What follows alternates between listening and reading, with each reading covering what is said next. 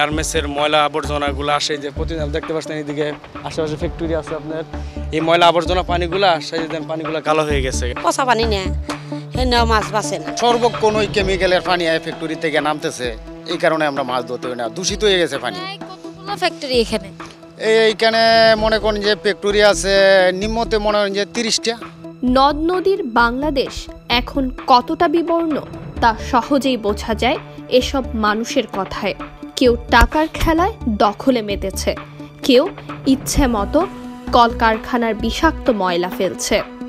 দখল হিসেবে যারা এগুলো করতেছে, এটা সব প্রভাবশালী তারা, নেতারা, ওনারাই করতেছে। 70 ভাগে দখল হয়ে গেছে, 30 ভাগ যেহেতু ওইখানে পানি যাওয়ার জন্য একটা সোর্স লাগবে, এই জন্য আসলে মূলত রাখছে। রূপ বৈচিত্র্য তো দূরের কথা, তুরাগ দিনে দিনে পড়েছে অস্তিত্ব সংকটে। এই নদ কোথাও হয়েছে খালের মতো, কোথাও আরো খারাপ অবস্থা, নোংরা ময়লা আবর্জনার স্তূপ যেন। সেতুর পিলার হবে নদীর বাইরে, তাহলে না আমার নদীটা আমি মানে যে নদী সেটা আমি সংরক্ষণ করতে পারবো। কিন্তু আমি যদি নদীর ভিতরেই পিলার দিই, তাহলে যারা দখলবাজ তারা যেখানে পিলার চলে আসছে নদীর পাড়ে, সেই জায়গা পর্যন্ত তারা দখলে চলে আসবে, তারা বলবে এইটুকু কিন্তু নদী। আমরা 1997 সালে প্রধানমন্ত্রীকে দিয়ে 2000 সালে 3 বছর ধরে চেষ্টা করে সেই সময়কার প্রধানমন্ত্রী, বর্তমানের প্রধানমন্ত্রী জলাশয় আইন করলাম।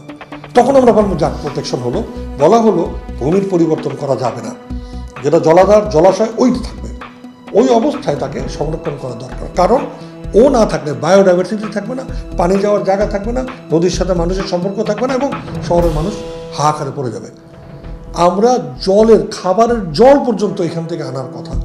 আজকে আমি খাবারের জল নিচ থেকে উঠাই আর আমার সমস্ত পয় আর কঠিন বর্জ্য দিয়ে একে আমি ধ্বংস করছি। ভারী বৃষ্টিতেও তুরাগের স্রোত নেই। এর দেখভালে প্রশাসনের তৎপরতা কতটা খুঁজে দেখবে কেন বিবর্ণ টিম।